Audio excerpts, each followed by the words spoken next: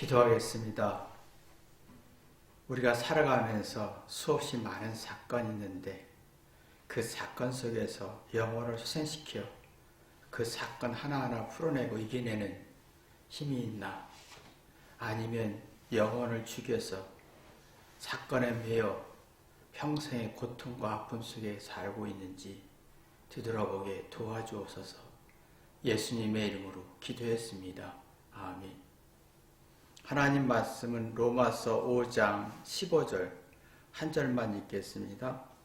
그러나 이 은사는 범죄와 같지 아니하니 곧 한 사람의 범죄로 인하여 많은 사람이 죽었은즉 더욱 하나님의 은혜와 또는 한 사람 예수 그리스도의 은혜로 말미암은 선물이 많은 사람에게 넘쳤으리라. 이 말씀은요, 한 사람으로 인해서 죄가 들어왔고 또 한 사람으로 인해서 생명이 들어왔다, 은사가 살아났다, 영혼이 살아났다라는 얘기예요. 한 사람이란 말은 이제 아담과 하와를 말하고 또 한 사람은 예수님을 말하는데요. 예수님이 사도 바울은 아담과 하와가 범죄와 사망, 죽음의 성질로 가져왔느냐라는 말이에요. 이제 아담과 하와는 하나님 명령하신 선악과를 따먹은 게 문제입니다. 이게 이제 따먹지 말라고 했는데 따먹었어요. 그러면 하나님의 의지나 생각이나 의도나 뜻을 헤아리지 못했다. 그러면 자기의 생각과 의지와 뜻이 더 강했다. 주관적인 성질이 생겼다는 얘기예요. 그럼 깨달음이 없어서 범죄다, 죽음이다, 사망이다라는 말입니다. 이게 하나님의 생명의 세계, 생계는요, 깨닫는 거예요. 깨달을 때는 자기 잘못을 인식하고 고쳐서 지혜를 얻는 거예요. 상대의 의도와 목적을 알고 자신의 생각의 의도와 목적을 비교해보다 보면 고치고 개선해서 깨달아 지혜를 얻는 능력인 거예요. 근데 아담과 하와는 그 능력이 없었어요. 여러분이 우리가 보면 다 일방적이잖아요. 내가 말하는 것도 그렇고 주장하는 것도 그렇고 상대의 의견을 듣고 생각해서 자기 잘못을 고쳐 생명의 기운인 지각력을 말살시키는 성질이 굉장히 강해진다는 거예요. 그러다 보니까 지금 사람들이 이 성질이 악의 성질, 사망의 성질, 또 죽음의 성질이 강해지니까 상대의 의도와 뜻을 헤아리지 못하고 이익과 자존심의 초점이 굉장히 강해지고 있는 게 아주 심각한 문제입니다. 자신의 이익과 편리를 생각할지 몰라도 상대의 불편함과 고생과 노력은 헤아릴 수가 없어요. 자신의 긍정적인 건 주장할 수 있어도 그러면서 상대의 부정적인 것을 공격해서 자존심을 세우나 깨달아 생명의 기운을 회복할 능력은 없다는 게 문제점입니다. 상대의 의견을 느낄 때, 상대의 생각을 헤아릴 때 나의 생각도 점검하게 되고 뭔가 고치면서 개선하면서 지혜를 얻는 생명의 기운이 살아나는데 이게 결국은 죽은 거예요. 그래서 아담의 한 사람의 사고로 인해서 많은 사람들이 우리에게 죽음의 사고를 가지게 됐다라는 얘기입니다. 상대의 말이나 또 지식이나 정보나 똑같은 성질인데 상대의 말이나 지식이나 정보는 장점이 있고 단점이 있어요. 항상 내가 옳은 말을 했을지라도 지식이 아무리 좋은 지식이라도 아무리 좋은 음식이라도 거기는 장점이 있고 단점이 있습니다. 그런데 이 두 가지 성질을 보여야 되는데요. 우리는 내게 잘난 거, 또 내가 어떤 이기적인 것 생각을 갖게 되면 주관적인 성질이 강해져서 깨닫는 능력이 없어지는 거예요. 그러나 지식이나 정보나 상대의 말에 장단점을 이해하다 보면 나의 잘못을 발견하게 돼요. 그런 객관적 의식이 생기면서 그래서 그랬구나 하고 영혼이 소생하는 능력이 생기는 겁니다. 근데 이게 지금 어느 순간에 아담과 하와의 죄로 인해서 인간 사람들에게 죄가 들어와서 저희 지금 사람들이 일방적인 얘기를 해요. 일방적인 주장을 하죠. 그 상대의 의도와 뜻과 아픔과 노력을 이해할 수가 없는 주관적인 성질이 굉장히 강해졌다는 겁니다. 우리는 영혼이라는 부분에서 우리 몸엔, 우리 삶엔, 우리 자체는 영의 세계가 있고 육의 세계 있고 혼의 세계가 있습니다. 육은 여러 말 육체를 말하고 혼은 정신의 세계를 말해요. 영혼은요, 이 영혼이라는 부분이 살아나야 되려면 객관적 의식이 있어야 영혼이 살아납니다. 어떤 사건이나 문제나 어떤 문제든지 좋은 말도 있고 그 뒤에 부정적인 성질도 있고 긍정적인 성질도 있습니다.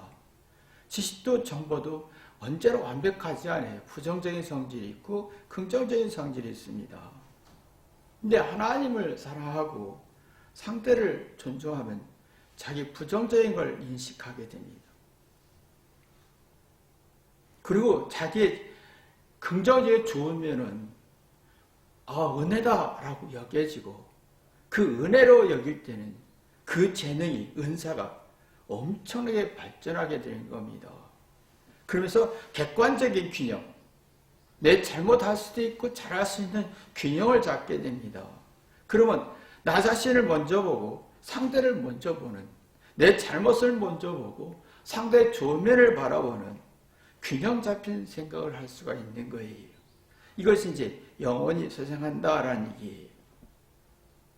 근데 우리는 대부분 이게 안 되는 이유가 상대의 말을 아담과 하와처럼 상대의 말의 의도와 목적을 파악하려고 하지 않아요. 자기의 우월함을 얘기하다 보니까 객관적 이치는 약해지고 또 어떤 주관적인 성질이 강해지면서 내 문제보다 상대 문제를 먼저 보려고 하는 게 이게 사망이다, 죽음이다, 범죄다. 왜? 생각하고 뒤돌아보고 사색하고 하는 지각력이 살아나지 않기 때문입니다. 이게 있습니다. 내가 절망했을 때, 낙심했을 때, 화가 날 때, 억울할 때 이겨낼 수 있는 유일한 방법은 자신의 잘못을 받아들여서 생각이 움직여서 객관적 이치를 바라보면 자기의 솔직해집니다. 그리고 길이 보여요. 가능성이 보여요. 그리고 영원히 소생하는 힘이 생깁니다. 그러나 절망했을 때, 외로울 때, 답답할 때 자기 잘하는 걸 얘기하면 낙심과 절망과 짜증을 이겨낼 힘이 없습니다.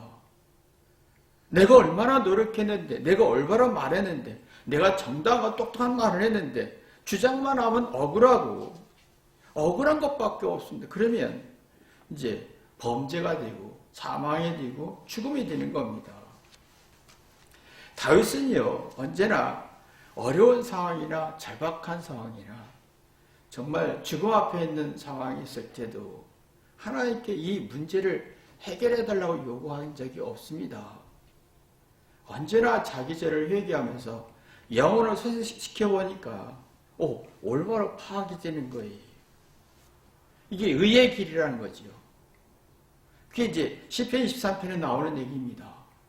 영혼이 소생시켜 보니까 나를 의의 길에 인도하더라. 올바로 이해하고 판단하더라. 그러니까 가능성과 합리적인과 객관적 의식이 생기면서 문제를 해결하고자 하는 용기와 의욕이 생긴 겁니다.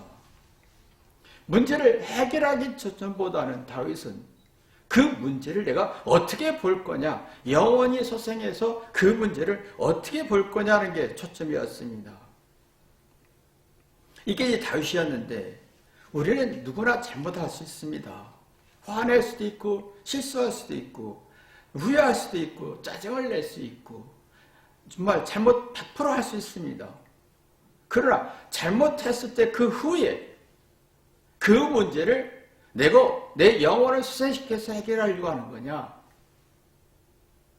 그게 되면 문제 해결점이 찾아지죠.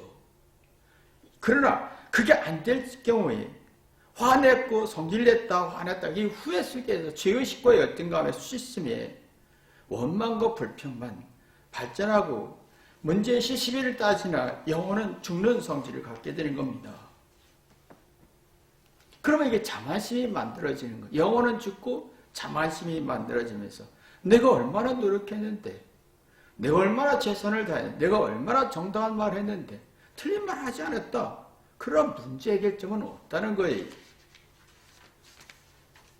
그러니까 이 자만심이 자신을 지나치게 잘난 걸 얘기하다 보면 사실 잘못한 두려움이 100%가 있어서 무의식 속에 100%가 있어. 누가 1%라도 노하거나 아니다. 부정적인 평가받으면 극도로 불쾌하고 부정적이고 공격성이고 잔인성으로 나오는 겁니다.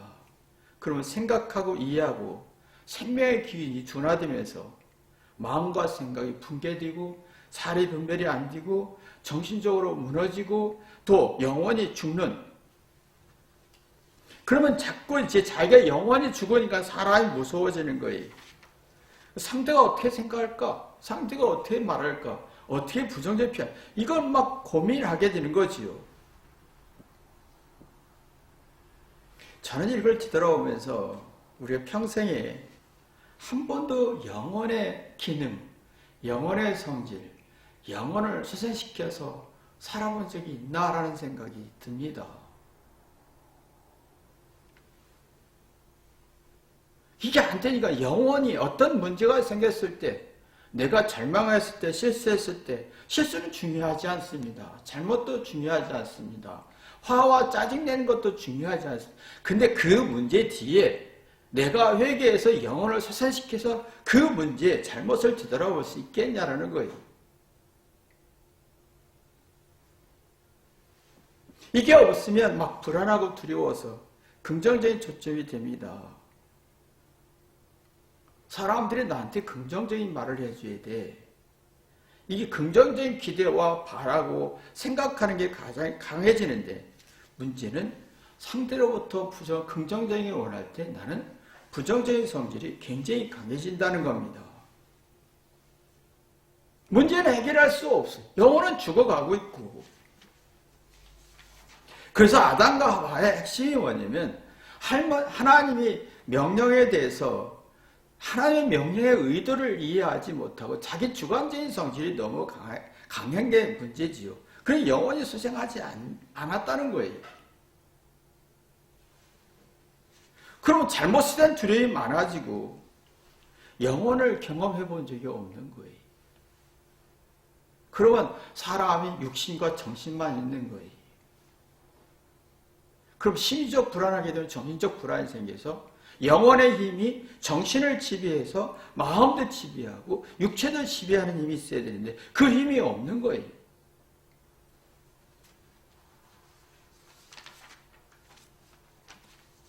자, 그러니까 하나님은 아담과 하와에게 모든 걸 주셨습니다. 자기의 형상도 주었고 생명의 기운인 어떤 생기도 불어넣어 주었고 자기 모습 그대로 다 주었습니다. 이 말은 사랑하는 대상이라는 거예요.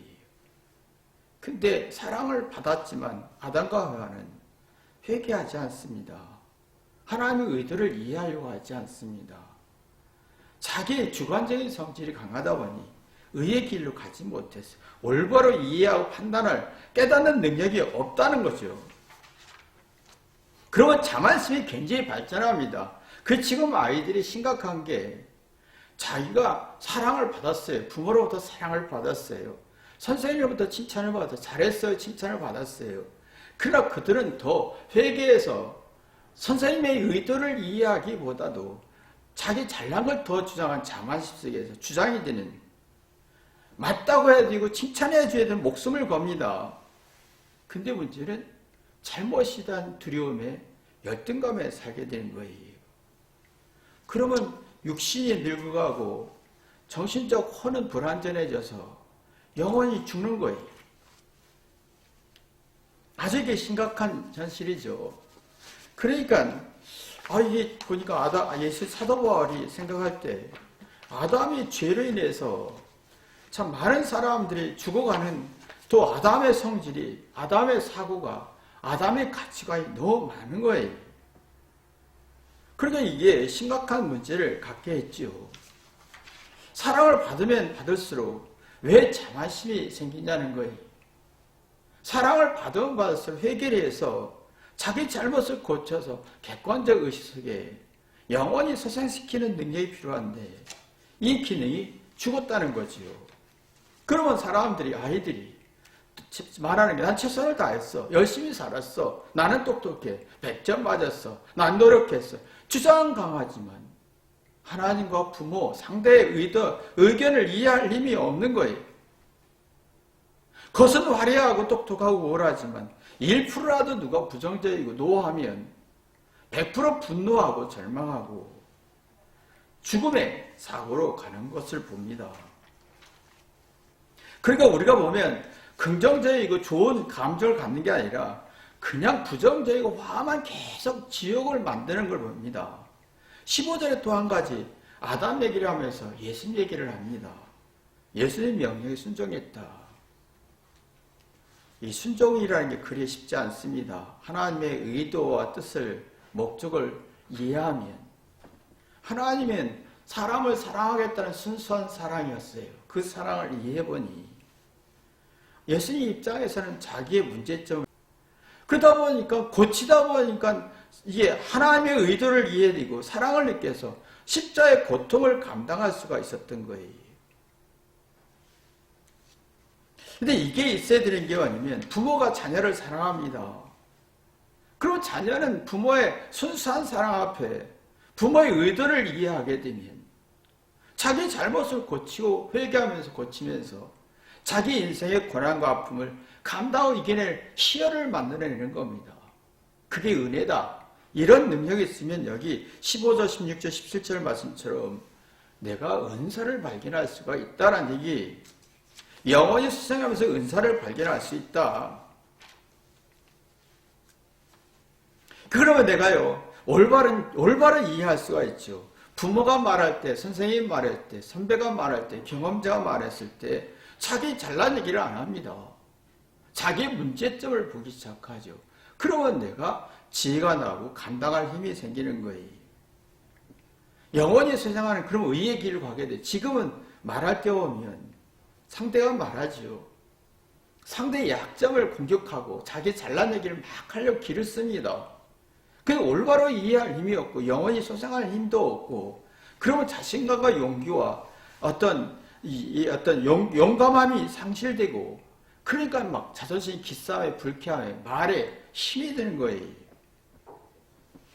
영원히 수생하면 생각이 전환됩니다. 상대 말이 일리가 있다. 그럼 나의 문제를 보지요. 이게 지혜요, 창의적인 아이디어, 혁신이죠. 이 모든 걸 협력할 선을 이룰 수가 있는 힘이 생기는 겁니다. 그러면 상대의 말을 높이고 자기 생각을 낮춥니다. 이게 따뜻함이에요. 대화할 때 보면 내가 높아지고 상대를 낮추려고 하지요. 차가움이에요.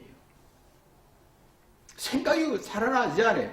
생각은 궁리하고 연구하고 분석해서 자기가 감당할 힘, 고난도 고통도 이겨낼 수 있겠다는 의욕이 생기는 건데 이게 죽여버리는 거예요. 아담과 하와는 사랑을 받았습니다. 하나님의 의도와 뜻을 헤아리지 못하고 자기 뜻이 우선됐습니다. 여러분도 지금 부모들은 자녀를 사랑합니다. 부모도 그렇고 부모와 자녀도 그렇고 정말 어떤 말을 해도 이 사랑을 낮추지 않아요. 높아지려고 그래요. 그리고 상대 공격을 하려고 그래요. 약점을 공격하려고 그래요. 이기적인 목적이 너무 강해요. 주관적인 성질이 너무 강해요. 영혼은 소생하지 않아요. 이걸 보고 지각망란이라고 합니다. 지각망란이. 이게 참 심각한데 지각망란이는 철이 들지 않는다. 미성숙하다.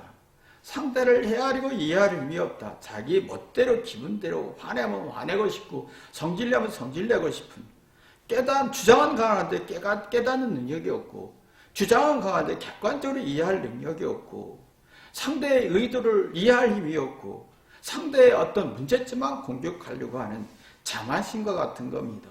지금 아이들이 거의 자기 똑똑한 거 가지고 주장하지요. 청년들이나 어른들이나 이 자만, 난 5월에 맞다, 정의롭다, 틀리지 않았다라는 걸 주장합니다. 맞아요. 정의롭고 맞는 말이에요. 근데 자만심으로 해서 자기가 지각망란이가 되는 걸 모르는 게 문제점이죠. 자기가 영혼의 수상이 죽고 영혼 수생하지 않고 회개가 안 되고 이해와 생각과 창의적인 아이디어가 나오지 않아서 답답한 거예요. 그래서 지금은 지나친 부정, 지나친 긍정에 빠져서 유튜브나 텔레비전 여론은 지나친 긍정, 지나친 부정으로 막 쏟아지니까 뭔가 이게 지각망이처럼 막 화만 낼 뿐이지 부정적인 성질이 굉장히 강해지고 있는 게 문제점입니다. 이 부정적인 성질은요, 무서운 게 뭔지 아십니까? 다 싫다, 부담스럽다, 하기 싫다, 죽어도 싫다, 모르겠다. 부모님들이 막 정치와 사회에 막 주관적인 성질에 막 정의를 부르짖어온 자녀들은 점점 부정적인 성질에 나이가 들수록 공부하기 싫다, 일하기 싫다, 사랑도 싫고 다 싫다, 부담이 된다, 죽고 싶다, 이것만 만들어지는 겁니다. 지금 그래서 부모님들이 말이나 행동을 잘못해서 아이들에게 벌써 초등학교 때부터 공부하기 싫어요, 일하기 싫어요, 살기 싫어요. 자기 원하는 건 커져 있고 바라는 건 커져 있는데 현실과 상대는 내게 실망을 주고 낙심과 절망과 좌절만 깊어지는 어떤 작은 일에도 감당할 힘이 없어서 원망과 불평만 할 수밖에 없는 겁니다. 이게 아주 심각한 문제지요. 자, 아담과 하와가 하나님의 뜻을 헤아렸다면 자기의 문제점을 되돌아봤겠지요. 하나님이 이런 뜻이었구나. 내 뜻을 바꿨을 거예요. 그러면 이게 그렇지 않았더라면 하나님의 뜻을 헤아렸더라. 사랑받은 만큼 하나님의 뜻을 헤아렸더라면 주관적인 성질에서 벗어났겠지요. 그럼 부정적인 성질에서 벗어나서 긍정적인 성질로 바뀌었겠지요. 자신에 대한 함정 의심도 하겠고 자기의 문제점을 찾다 보면 여기서 열정과 의지와 용기와 도전심이 생긴다는 거예요. 학습 효과도 있고 이게 없어졌다는 게 문제점이지. 절대로 자기 잘못을 인정하지 않습니다. 자기 원하는 대로 안 되면 공격하고 절대 자기 잘못을 인정하지 않습니다. 어떤 문제는 사실과 이유와 원인을 이해하기보다는 잘못 없다고 얘기만 합니다. 이 부정적인 성질에 정서불안이 만들어지는 거예요. 자기 긍정적인 칭찬을 좋아하고 부정적이면 싫어하고 이 정서불안이 만들어지고 이 정서불안이 만들어지면 악감정이 쌓입니다. 지금 우리가 이게 점점 좋은 감정이 쌓이는 것보다도 악감정이 굉장히 쌓이고 있어요. 그래서 작은 어떤 사건에 실제는 아무 문제도 아닌데도 사건이 만들어지고 충분히 이해하고 넘어갈 일도 적대감과 막 왼수가 되고 살인까지 폭력까지 나오는 거예요. 그 작은 사건의 기후만 상해도 폭력과 살인이 되고 부부 사이에도 작은 치약 하나 문제 가지고도 작은 음식 하나 맛 가지고도 폭발하고 싸우는 성질이 만들어지는 거지요. 좋은 감정이 없어요. 지금 거의 사람들이 세월을 살수록 좋은 감정은 없고 악감정만 만들어지는, 그러니까 지금 부모나 부부 사이도 그렇고 부모와 자녀 사이도 그렇고 서로가 부부도 그렇고 부모와 자녀 사이도 그렇고 좋은 감정이 쌓이는 게 아니라 악감정만 쌓이게 되는, 그러면 고난과 아픔을 이겨낼 수가 없고 의존성이고 원망불평하게 되고 무서워지는 거지요. 어떤 문제도 해결할 수가 없는 딜레마에 빠지는 겁니다. 그러나 예수님은 하나님의 의도를 이해했습니다. 하나님이 이렇게 순수하게 인간을 구원하려고 하는 그 의도를 이해하다 보니 자신을 회개하게 됐고 십자가를 질 수 있는, 회개하다 보면 영원히 소생해서 저주의 십자가를 칠 수 있고 감당할 수 있는 힘이 생긴 겁니다. 그런 좋은 감정이 생기고 또 정서 안정 속에서 내가 스스로 내 인생의 슬픔도 아픔도 절망적인 것도 풀어낼 수 있는, 나쁜 부정적인 성질을 소화할 수 있는, 그래서 긍정적인 성질을 만들 수 있는 성질이 만들어지는 겁니다. 이게 안 되면 자기 생각 기준이 굉장히 강해요. 자기 논리가 굉장히 강해져. 대화할 때 보면 여러분 보시잖아요. 자, 우리가 대화할 때 보면 자기 기준점이 있습니다. 제가 며칠 전에 친한 엄마가 대화하다가 큰 실수한 게 뭐냐면 서산 친구를 만나러 간대요. 근데 터미널에서는 만나기로 했다고 그랬어요. 저 기준은 뭐냐면 서산에 내려가는구나, 버스 타고 터미널에 가는구나, 이 기준을 가지고 듣게 됐어요. 제가 깜짝 놀랐어요. 상대 말을 안 듣는구나. 내 멋대로 이해하는구나. 내가 그럼 이런 마음을 가져지면 좋은 감정 가질 수 없고 악감정은 만들어지는 거예요. 대화하다 보면 내가 이미 설정된 기준점이 있어요. 거기서 상대를 평가하는 거예요. 상대의 의도를 파악할 힘이 없어요. 그래서 내가 보니까 나도 이런 게 굉장히 강하다는 걸 느끼게 됐습니다. 우리가 보면 자신이 정의롭고 자신이 똑똑하고 의로움이 너무 강하다 보니 상대의 생각과 계획을 이해할 수가 없고, 그러다 보니까요 상대의 뜻을 헤아리지만 주관적인 성질이 강해서 상대의 뜻을 파악할 힘이 없잖아요. 근데 놀라운 것은 상대의 힘을 파악할 힘이 없으면 사람이 영기와 위로와 열정이 약해지면서 삶이 찢어진답니다. 이해하고 생각할 능력이 없고 마음과 생각이 더러워진다는 겁니다. 잘난 건 주장하고 못난 건 포장하고 상대는 비판할 수 있어도 자기를 비판하지 않는 거예요. 자기를 합리적으로 의심하지 않고 그런 은사와 은혜를 발견할 수가 없어지는 거예요. 자기 인생을 찌들게 만드는 거예요. 자기 생각을 찌들게 만드는 거예요. 자기의 어떤 논리와 주관적으로 집착하시면서 자기 삶을 찌들게 만드는 거예요. 이게 벗어나야, 나의 생각 주관이 벗어나야 은사를 발견했는데, 은사는 뭐냐? 하나님 주신 재능과 소질이 이걸 어디서 만들어지냐? 자기 잘못을 회개해서 객관적으로 이해할 때, 영원히 선행할 때 만들어지는 거예요. 그럼 생각의 순환이 되지요.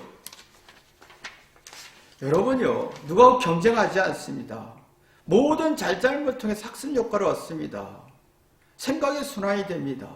은사는 계속 생각의 순환, 잘못에서 지혜를 얻고 문제 속에서 문제를 의식해서 그 문제를 풀어내는 슬기도 얻고, 그럼 뭔가 순환이 됩니다. 생각의 순환이 됩니다. 그럼 버릴 건 버리고 취할 건 취해지는, 내가 영원히 수생하는 힘을 갖게 되는 겁니다. 그러면 이런 능력을 받아서 16절에 하나님의 선물이라고 합니다. 하나님이 내게 주셨다. 은사 선물이라고 합니다. 근데 이게 안 되면 사람의 살면서 악감정만 쌓이지요. 그러면 고생도 싫고 노력도 싫고 그냥 두렵고 쉽고 편하고 이기적인 생각만 같습니다. 삶에 보람이 없어요. 악감정만 만들어지는 거예요. 찌든 삶만 사는 거예요.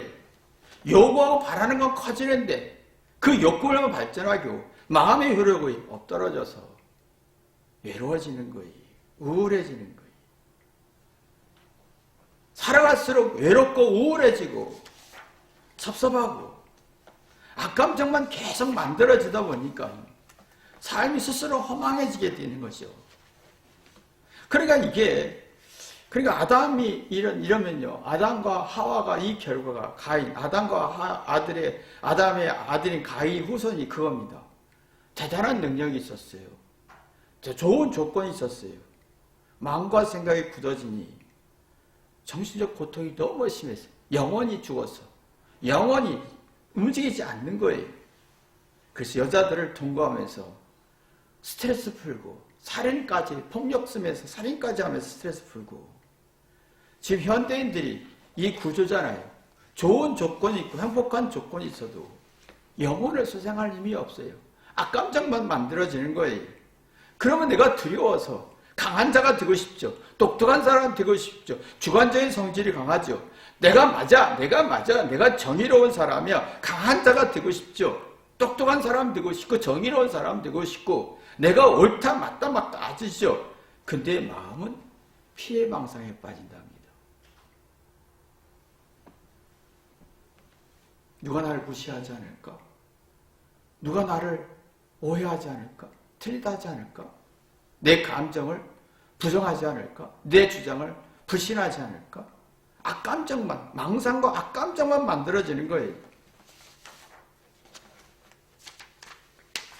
그러나 예수님은 순수한 하나님의 사랑과 의도와 뜻을 헤아리다 보니 회개해서 자기 잘못을 되돌아보고 영혼을 소생시키다 보니까 고통을 감당할 수 있겠다. 절망도 감당할 수 있고 잘못도 소화할 수 있고 후회도 소화할 수 있고 내가 불안한 것도 소화할 수 있고 정서 안정이 되는 거예요. 정서 안정이 되면 좋은 감정에 쌓여서 은사를 발견하고 그 은사를 쓰는 재미가 있죠. 은사는 많은 게 아니에요. 작은 은사도 즐거움이 있고 기쁨이 있습니다. 삼성처럼 엄청난 어떤 은사를 요구하는 게 아니에요. 우리가 작은 사소한 은사들이 너무 많아요. 그 속에서 만족을 얻었을 때 은혜다, 구원이다, 생명이다, 선물이다. 그러면 사망과 범죄의 정의에서 벗어나는 겁니다. 영원히 소생하는 삶을 살게 됩니다. 그러면 다윗처럼 절망과 어려움이 있을 때 그 문제를 해결해달라고 하기보다는 내가 영원히 소생해서 내가 생각의 변화, 새로운 피조물, 창의적인 아이디어, 내가 거듭나서 그 문제를 이길 수 있다는 자신감 갖게 해달라고 할 수 있는 능력이 생기는 겁니다. 여러분 이러한 능력이 있기를 주님의 이름으로 기도합니다. 기도하겠습니다. 하나님 아버지 감사합니다.